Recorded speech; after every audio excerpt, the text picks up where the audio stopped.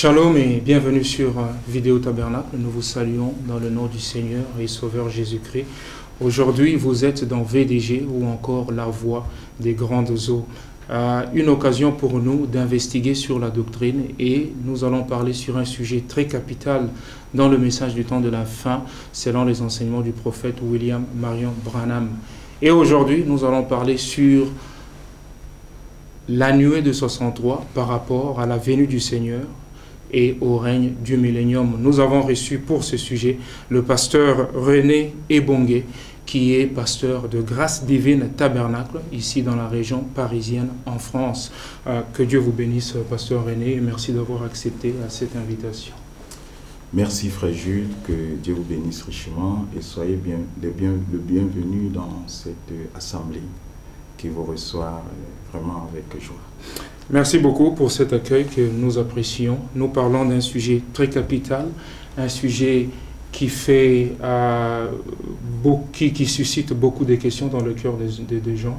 Et nous voulons savoir, la nuée de 63, 50 ans plus tard, qu'est-ce que cela représente pour vous? Il y a plusieurs personnes qui ont dit la venue de Jésus-Christ, physique, spirituelle, mais pour vous, la nuée de 63, selon les Écritures, comment est-ce que vous l'interprétez? Je te remercie, frère Jules, déjà pour cette occasion que tu me donnes de pouvoir m'exprimer sur ce sujet, à mon avis, très très important pour les croyants du message.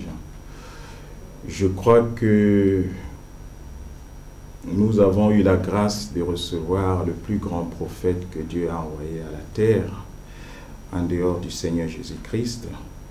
Et nous qui sommes les croyants de ce prophète, les croyants de ce message, juste avant d'entrer dans le sujet, je vais dire juste une chose, c'est que nous avons une habitude qui consiste souvent à nous définir comme des juges, dans ce sens que quand nous avons une position dans la parole et qu'elle ne convient pas aux autres, aux uns aux autres, de fait, les autres deviennent un peu comme si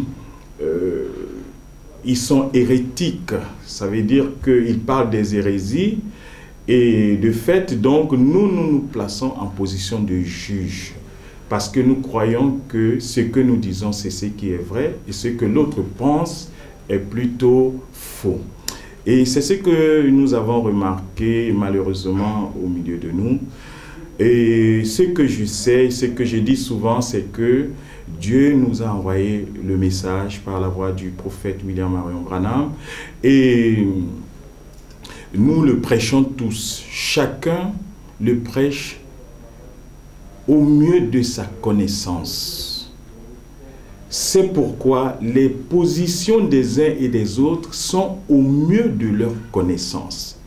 Or, il n'y a personne qui doit venir s'établir en juge et dire que tel a raison, tel a tort. William Branham l'aurait fait s'il était encore au milieu de nous.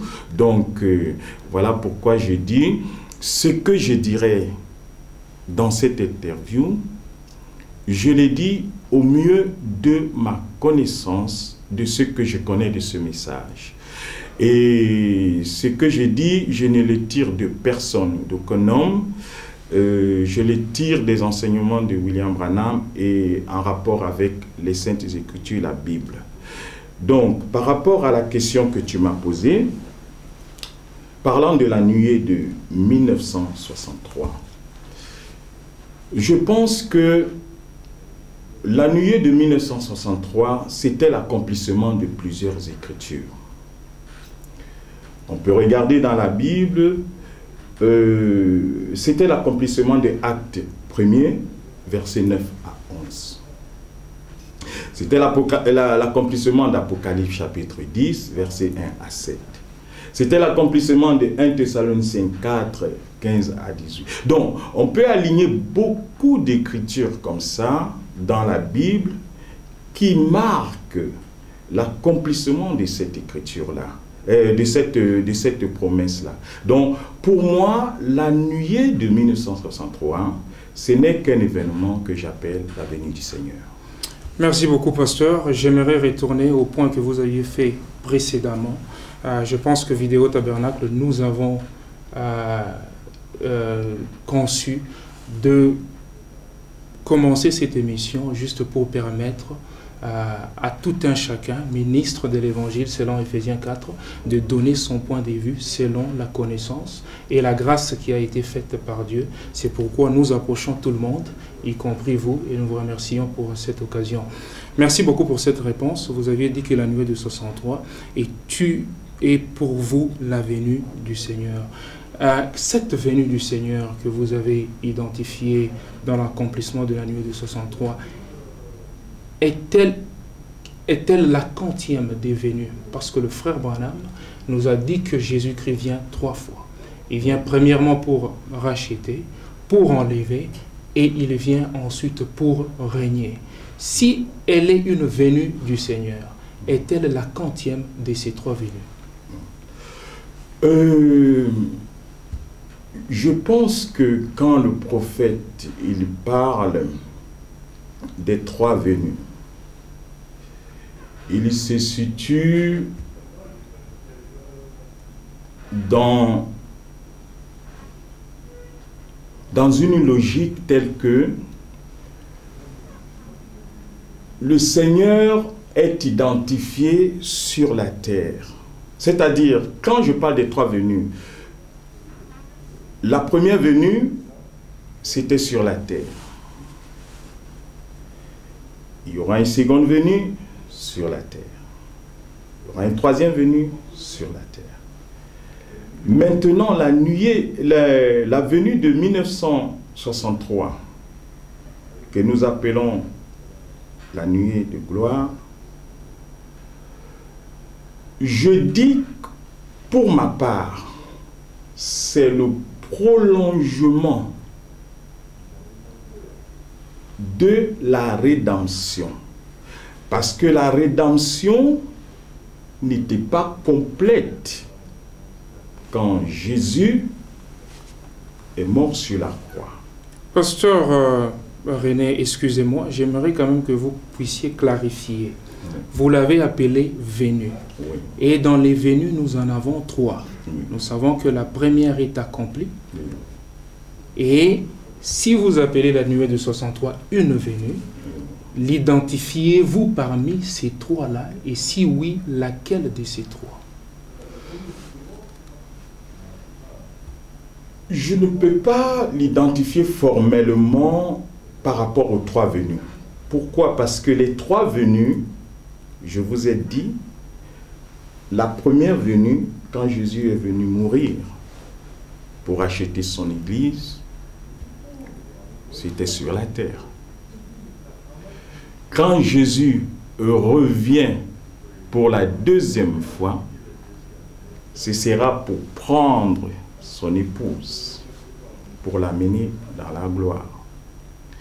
Et quand il reviendra pour la troisième fois, il y reviendra pour vivre avec son épouse. Si vous ne l'identifiez pas comme parmi les 3 venues, est-elle une venue en dehors? En ce moment-là, nous en avons 4. Non, elle n'est pas en dehors. C'est pourquoi je disais tout à l'heure. Vous voyez, quand vous parlez de la venue, il faut comprendre l'objectif que Dieu recherchait dans la venue. Vous comprendrez que Frère Branham nous dit que comme Jésus vient aussi sous 3 noms de fils, mais entre le ministère du Fils de Dieu qu'il manifeste dans les âges de l'Église et Fils de David qu'il manifeste dans le millénium, entre ces deux formes de fils, il se manifeste de nouveau comme fils de l'homme. Est-ce à dire qu'on va dire qu'il y a il est venu sous 4 formes de fils? Je voulais dire qu'il y a un intervalle. Le même intervalle que nous trouverons dans les venus en tant que fils de Dieu, fils de l'homme, fils de David. Nous retrouvons les mêmes intervalles dans les venus. C'est-à-dire, pour moi, la première venue, quand Jésus est venu mourir à la croix, il est venu pour accomplir l'œuvre de la rédemption. Or, nous savons qu'aujourd'hui, avec ce que nous connaissons, cette rédemption ne pouvait pas être complète aussi longtemps que l'événement de 63 n'était pas accompli. Pasteur René, vous aviez relevé la citation où le frère Branham dit qu'entre le fils de David et le fils de Dieu, il revient comme étant le fils de l'homme. Oui. Le frère Branham me dit qu'il revient physiquement dans son église comme étant le fils de l'homme selon la promesse de Luc 17:30. Une promesse qui est déjà accomplie dans le ministère de frère Branham. Oui. Et le prophète dit que comme le premier précurseur avait introduit Christ, ce second précurseur dira aussi que voici l'agneau de Dieu et cette voix viendra de ses lèvres. Nous savons que le frère Branham est déjà parti. Oui. A-t-il introduit Christ? Et selon lui, il ne pouvait pas partir sans pour autant introduire Jésus. Non, mais je crois que cette promesse est accomplie.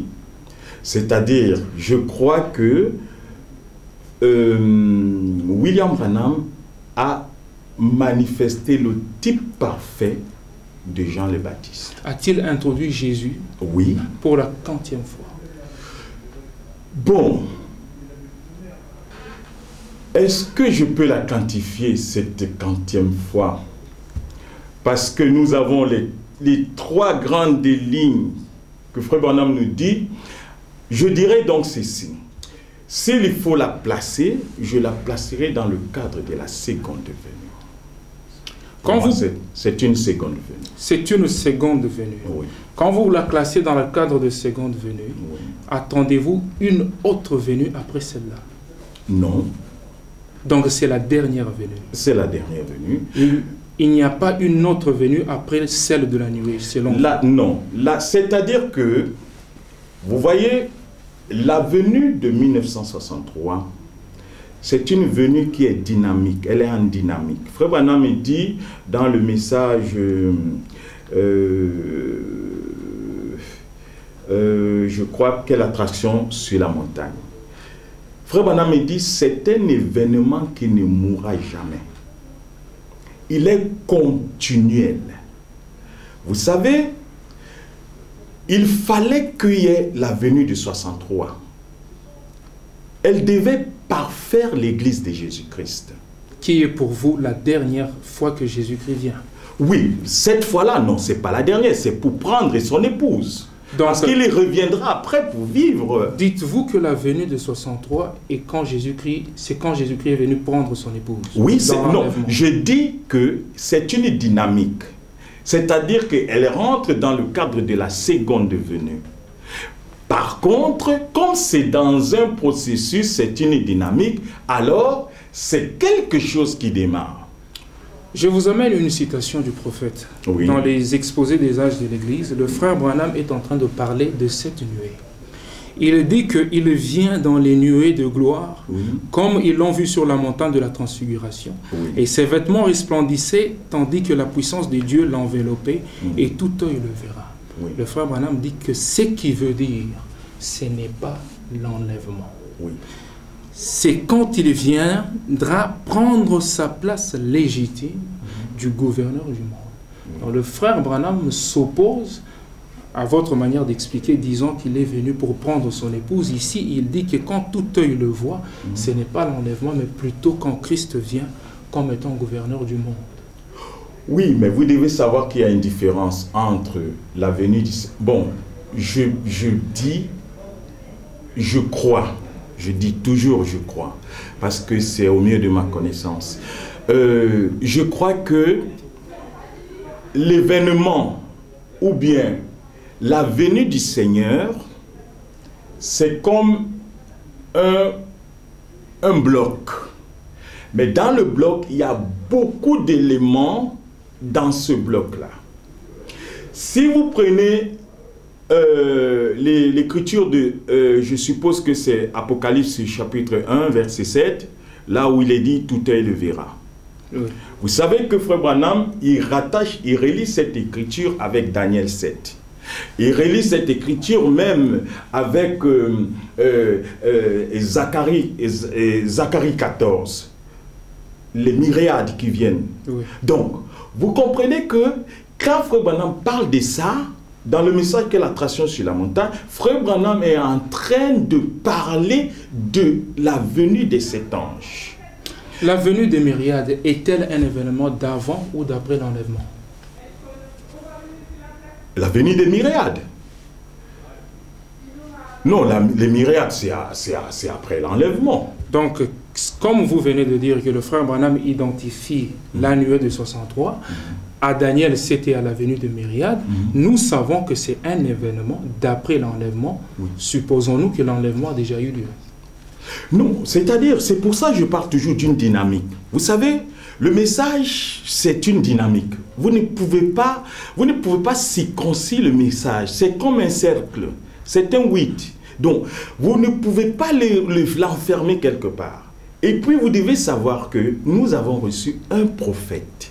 On n'a pas reçu un pasteur, un évangéliste. Il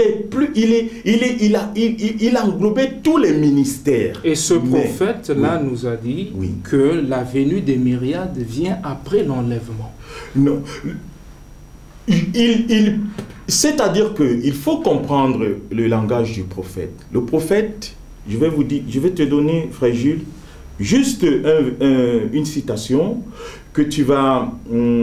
pour répondre par rapport à ce que tu dis, que le prophète il dit que ça vient après l'enlèvement. Je ne crois pas que les myriades, je crois que l'événement des myriades, c'est après l'enlèvement, pas avant. Qui est cette nuée de 63? Oui, tout à fait.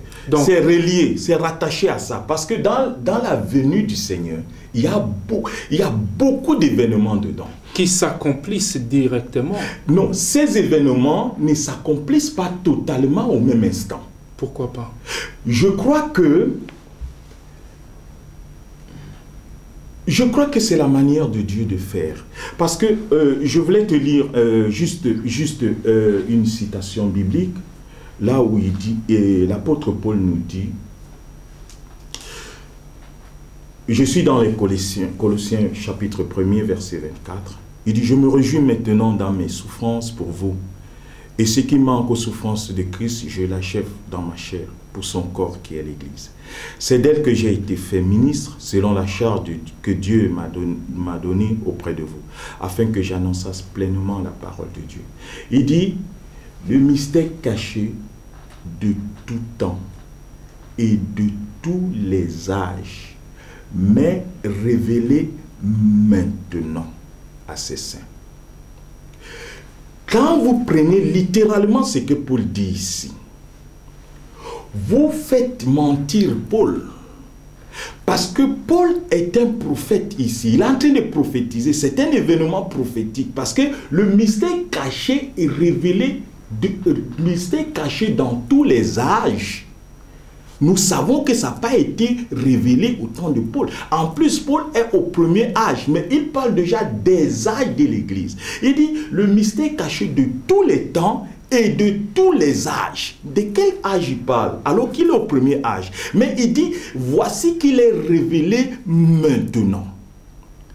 Alors, si vous dites que Paul ce mystère lui a été révélé, nous savons que c'est faux. Puisque la venue justement de 63, c'était de cet événement que Paul parlait ici. Mais Paul est dans une dynamique. Ici, il prophétise. Vous devez savoir que les prophètes de Dieu ne parlent pas comme des hommes. Ils parlent comme Dieu. Ils peuvent parler au futur, au présent, au passé, mais ils condensent tous ces événements en même temps. J'aimerais que vous puissiez prendre cette explication, oui, l'associer à la manière que le prophète explique parlant des sceaux. Le frère Branham dit qu'un sceau est une œuvre achevée. Oui. Et une révélation ne vient pas avant l'accomplissement. Une révélation est toujours quelque chose qui vient après l'accomplissement. Comment se fait-il que le 7e sceau soit ouvert et que les détails du 7e sceau ne soient pas accomplis? Parce que Dieu les a placés dans le temps. Mais à la voix du 7e ange, il n'y aura plus de temps. Non, il n'y a plus de temps, oui, c'est vrai. Et encore, ça ramène toujours à ce qu'on vient de dire. C'est-à-dire que même quand la voix du 7e ange, remarquez que quand Frère Branham, il reçoit les sceaux, il prêche aussi pendant disons, 3 années avant son départ. Donc, ça montre que même quand le 7e sceau a été ouvert, il y a eu quand même un temps, puisque William Branham a prêché pendant des années avant de partir. Donc, nous comprenons que dans tout cela, nous voulons comprendre Dieu avec notre petite cervelle d'homme. Or, Dieu veut simplement que nous croyions ce qu'il dit. Et je vais te dire encore une autre chose. Lorsque tu prends l'écriture de Zacharie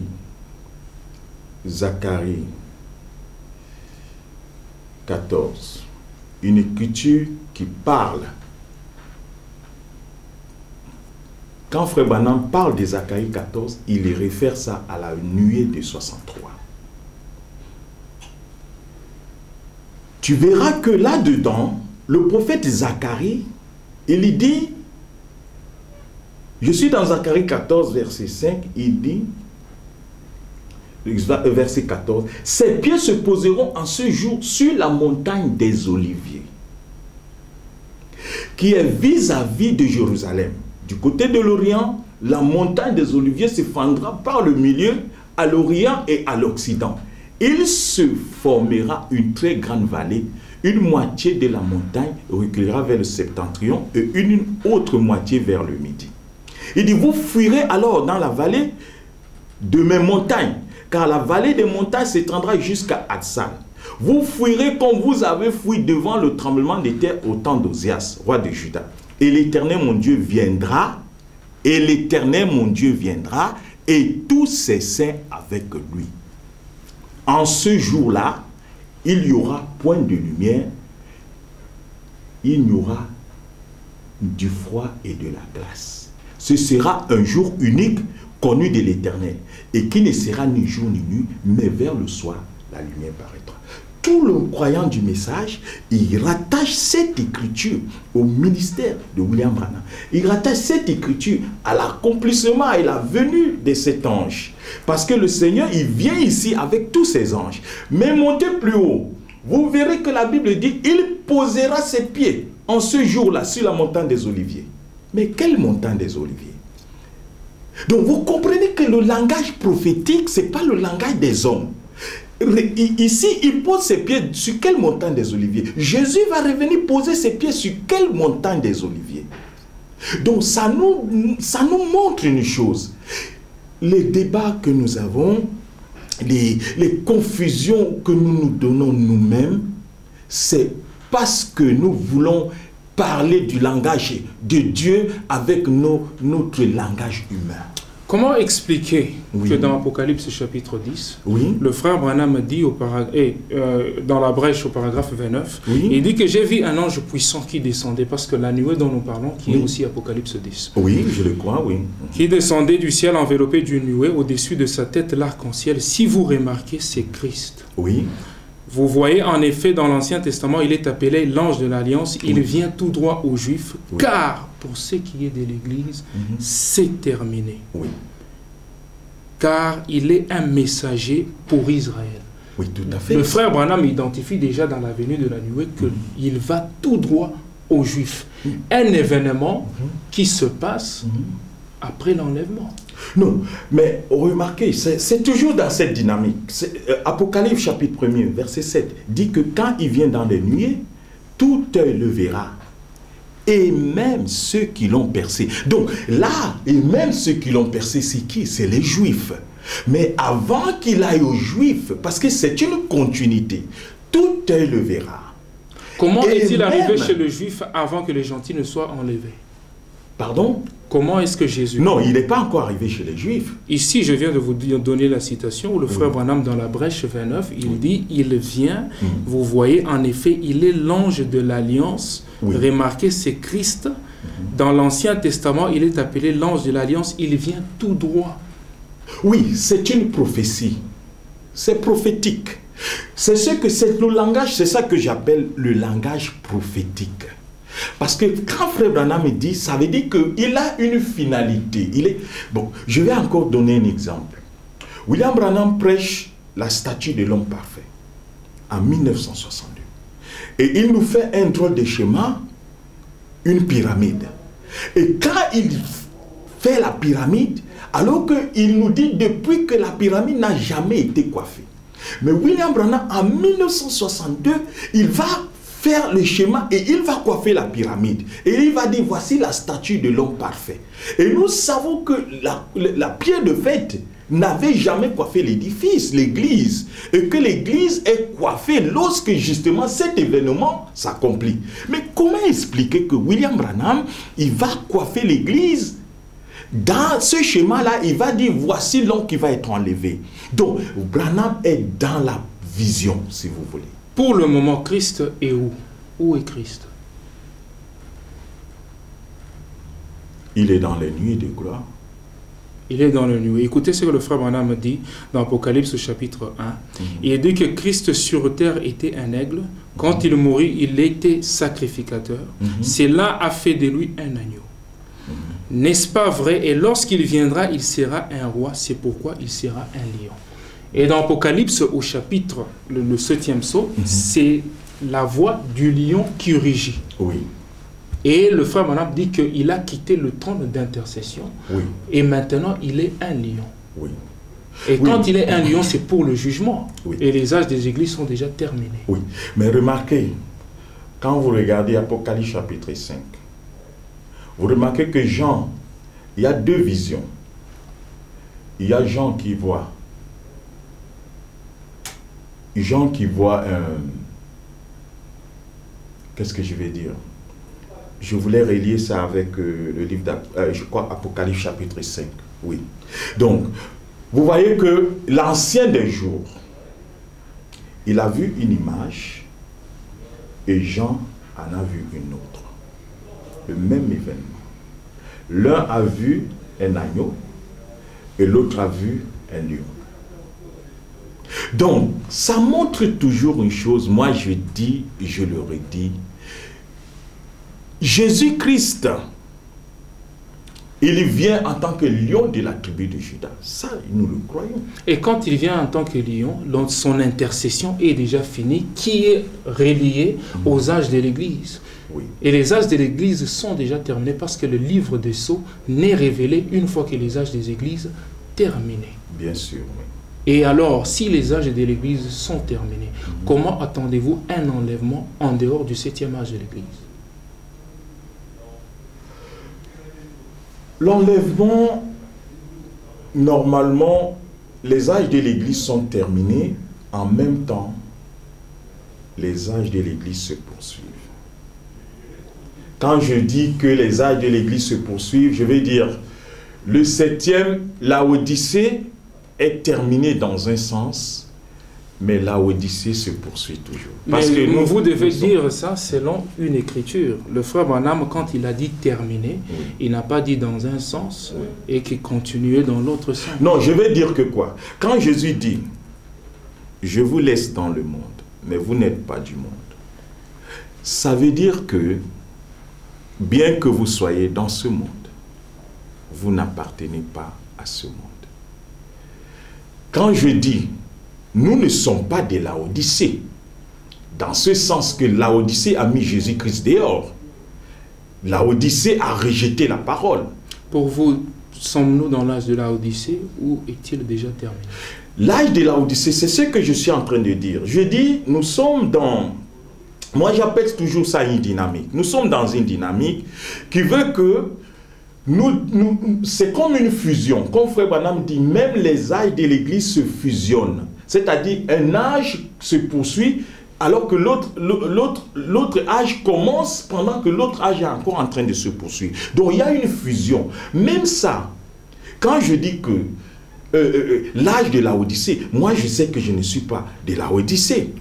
Parce que le message justement de William Branham, c'était de sortir une épouse de Laodicée pour la mener dans l'âge de l'épouse. Et l'âge de l'épouse, ce n'est pas l'âge de Laodicée. L'âge de Laodicée est-il déjà fini pour vous? Non, c'est ça que je dis, c'est ça que j'explique, Frère Jules. Je dis, c'est une fusion. Pendant qu'un âge se poursuit, l'autre commence. Quand je dis que cet âge n'est pas fini, j'ai raison. Et si je dis c'est un âge qui est fini, j'ai raison. Parce que spirituellement, nous ne vivons pas dans la Odyssée. Comment se fait-il que dans un âge qui n'est pas la Odyssée, Jésus-Christ est un lion? Parce que les âges donnent les titres à la fonction de Jésus. Maintenant, le frère Branham dit qu'il est un lion parce que son intercession est déjà terminée. Oui. On ne peut pas être dans un âge, soit il est lion, soit il est l'agneau. On ne peut pas avoir les deux à la fois. Oui, mais vous savez aussi que Frère Branham dit, quand Frère Branham parle du zodiaque, Frère Branham dit, nous sommes dans l'âge du cancer, les poissons croisés, l'âge de Léo, les lions. Or, vous savez que l'âge du lion, ce n'est pas l'âge de cancer. C'est deux âges qui se suivent, mais ce n'est pas le même âge. Mais il dit, nous sommes maintenant dans l'âge des poissons croisés, des cancers, et l'âge de Léo, le lion. Donc, je crois une chose, c'est que il y a un mouvement qui est enclenché. Il y a quelque chose qui est enclenché. La venue du Seigneur, ce que j'appelle l'événement du 28 février 63, a amorcé quelque chose. C'est-à-dire, Dieu a coiffé son Église.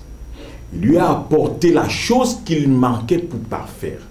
Parce que quand les prophètes, quand Paul, qui était ce fondateur, il pouvait dire que tout ce que les autres ont accompli, malgré tout ce qu'ils ont fait, il leur a manqué quelque chose. Et cette chose-là, aujourd'hui, l'Église l'a reçue. C'est ça que Dieu nous a apporté lorsque la nuée de gloire est venue. C'était ça qu'on appelait l'ouverture des cieux. Le frère Branham a dit que les catholiques ont commencé un millénium. Nous voulons entamer la partie du millénium avant de finir. Oui. Ils ont commencé un millénium avant la venue du Seigneur. Oui.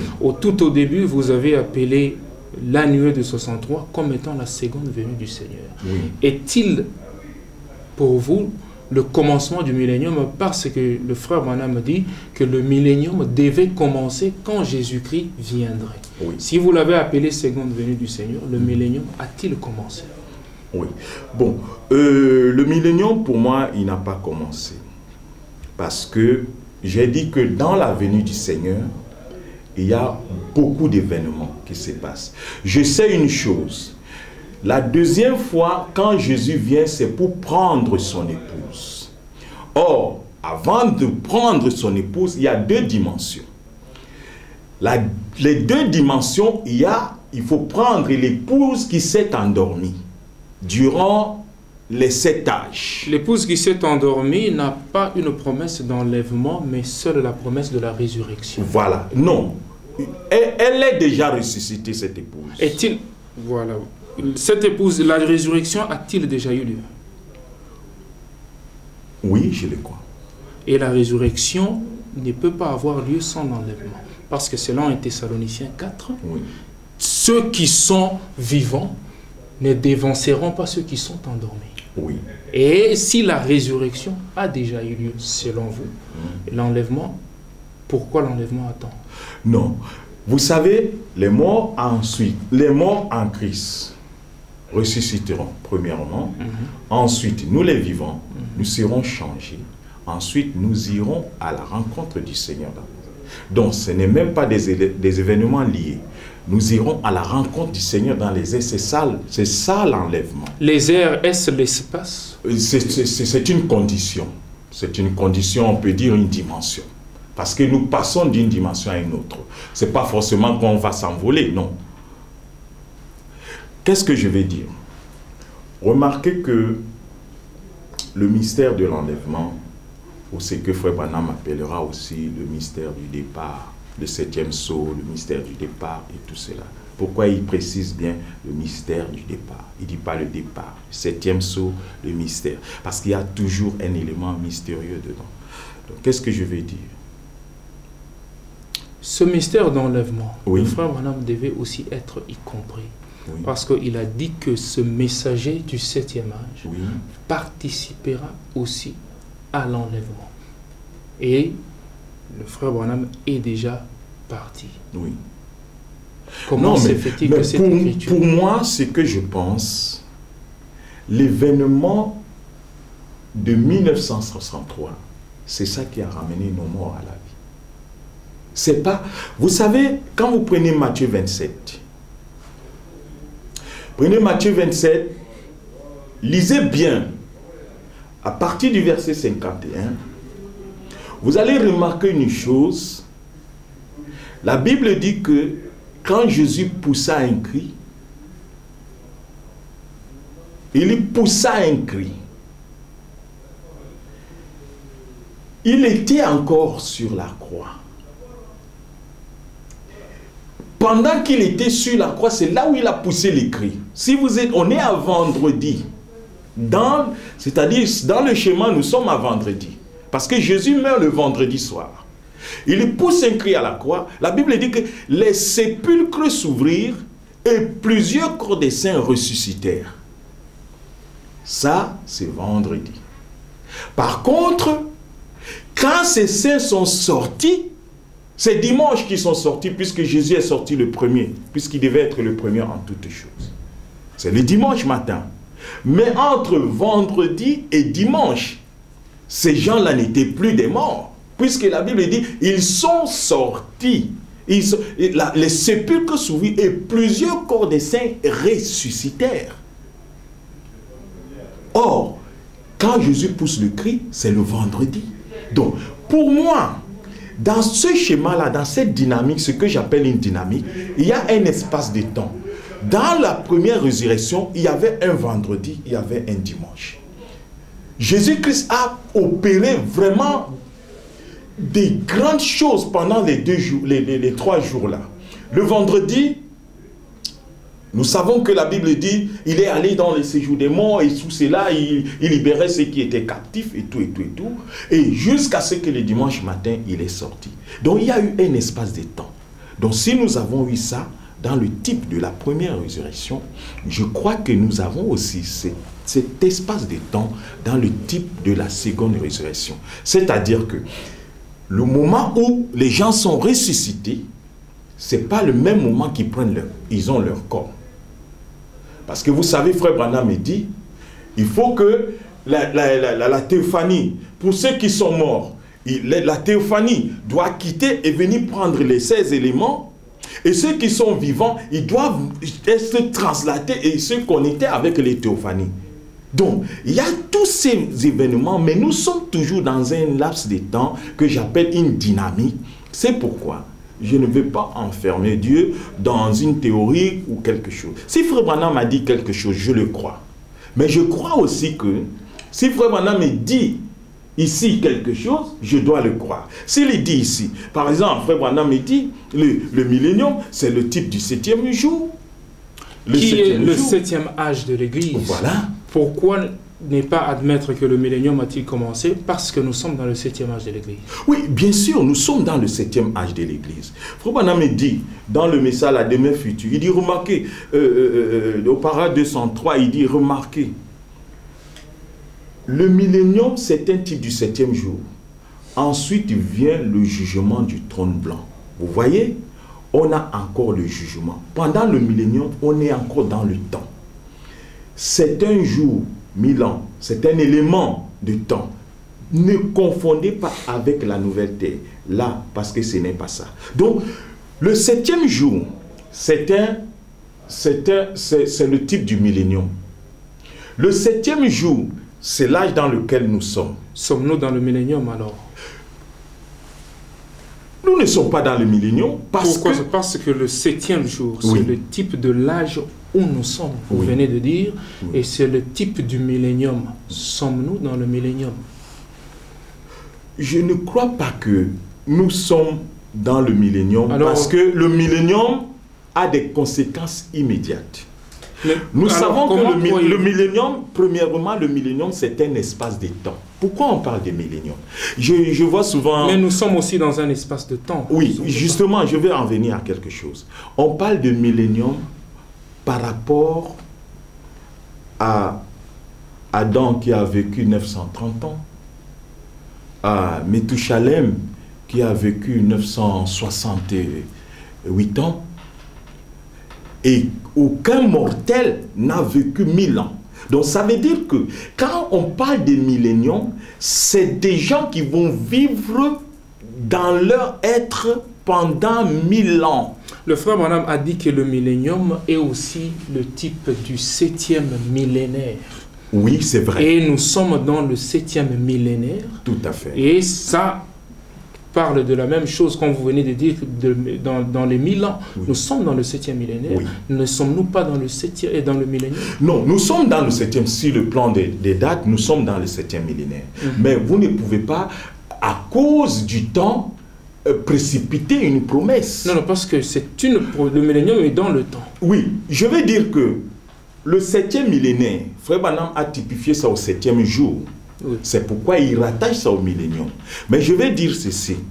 Est-ce que parce que les enfants d'Israël, 400 ans étaient passés et qu'ils n'étaient plus dans la promesse, puisque la promesse s'accomplit 430 ans après. Moi, je dis une chose, nous ne devons pas brusquer Dieu. Dieu a fait des promesses qu'il va accomplir. Nous avons une promesse à la fin du temps où la Bible dit que les jours seraient abrégés. Oui.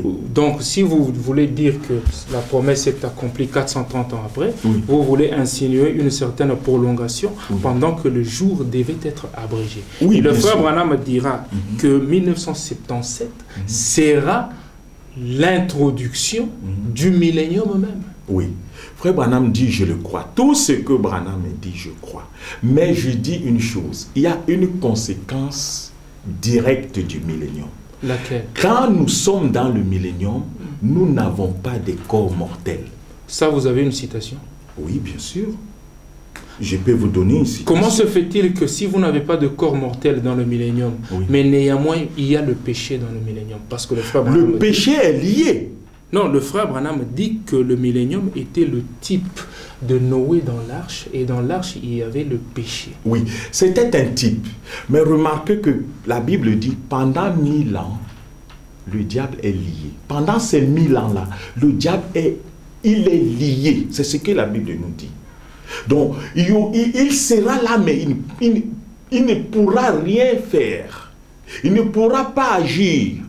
Il sera inefficace, si vous voulez. Donc, il sera comme inexistant pas. Le frère Branham explique cette liaison du diable. Nous sommes dans les 6 buts de la visite de Daniel à Gabriel. Et de la visite de Daniel, la visite de Gabriel à Daniel. Oui. Le frère Branham, au paragraphe 101, il dit, autrement dit, quand l'ennemi aurait été enfermé, cessera la fin du péché, la justice éternelle sera amenée, Satan sera scellé dans l'abîme, et la connaissance de l'Éternel couvrira la terre, comme les eaux couvrent le fond de la mer.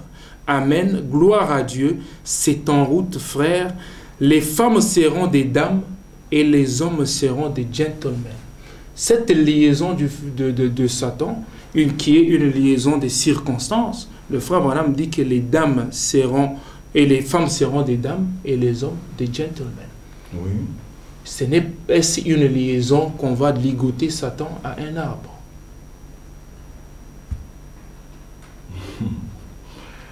Bon, frère Jules, je n'ai pas compris cette citation, je ne l'ai pas... Mais ce que je sais, selon les Écritures, quand on dit que le diable est lié, ça veut dire qu'il n'a pas d'effet. Il ne peut pas agir. Et c'est pourquoi les femmes sont des dames et les hommes des gentlemen, parce qu'il n'a pas d'effet sur eux. Oui.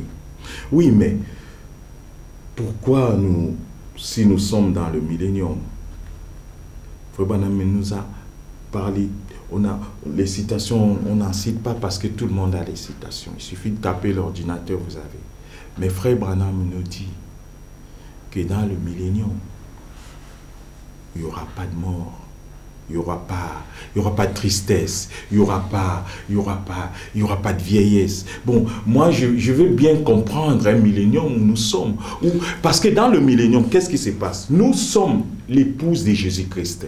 Nous régnons avec l'époux, c'est-à-dire avec Christ.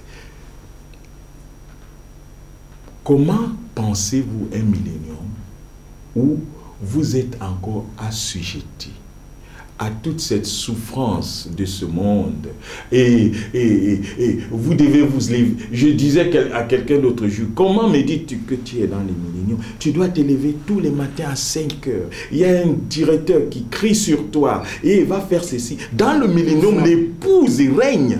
Je vous ramène la question. Oui. Comment penser que dans le millénium, les gens souffrent ainsi de suite? Oui. C'est une très bonne question. Oui. Je vous ramène la question en disant, comment pensez-vous aussi que dans le millénium, il y ait de guerre? Parce que le frère Branham dit dans la prédication, la colonne de feu, au paragraphe 20, il dit que quand ils sont entrés en Cana, cela ne représentait pas le ciel. Il y avait les guerres en Cana et ainsi de suite. Cela représentait le millénium. Comment se fait-il que, bien sûr, il y a des citations qui disent que dans le millénium, il n'y a pas de souffrance de ceci. Mais comment se fait-il aussi que vous savez, il y a des guerres? Oui, Frère Branham, quand il prêche, Frère Branham, il est dans une dynamique. C'est-à-dire que quand Frère Branham rattache le millénium à Canaan, ça veut dire que ce n'est pas encore la terre promise. Et pour nous, la terre promise, ce n'est pas le millénium, vous le savez, c'est la nouvelle cité. C'est là où il n'y a pas de guerre. Oui, dans la nouvelle cité, il n'y a mais pas. Dans le millénium? Non, je vais dire, le type, nous sommes dans les types. C'est-à-dire que, en fonction, c'est-à-dire si Frère Branham me dit que c'est un type de... de Canaan, où ils se battaient, d'accord? Parce qu'ils avaient un objectif. L'objectif, c'était d'arriver à la terre promise. Comment donc, le type ne se répète pas de vis-à-vis, donc, par rapport à cette image-là, Frère Branham peut reproduire ça sur le millénium. Parce que le millénium, ce n'est pas la fin. Frère Branham voulait dire, si je comprends bien, ce que Frère Branham voulait dire, c'est que Cana, ce n'était pas la fin. Ils avaient une autre étape là où ils devaient être peut-être dans le repos. Et le millénium non plus n'est pas la fin. Donc justement, il peut y avoir toutes ces choses. Non, mais nous savons une chose. Frère Branham nous dit, dans le millénium, il n'y aura pas de guerre. Mais il a aussi... Là, c'est le type. Ça, c'est le type. Mais dans le millénium, vous savez, tous les types ne sont pas parfaits. Frère Branham nous le dit. Tous les types ne sont pas parfaits. Mais Jésus, le frère Branham a dit que Joseph était le type parfait. Oui. Si nous allons dans le type parfait, le frère Branham dit que Joseph a été reconnu par ce frère en Égypte. Oui. Et si ce type-là est parfait, les Juifs ne reconnaîtront jamais Christ en Palestine. Vous êtes d'accord avec cette déclaration?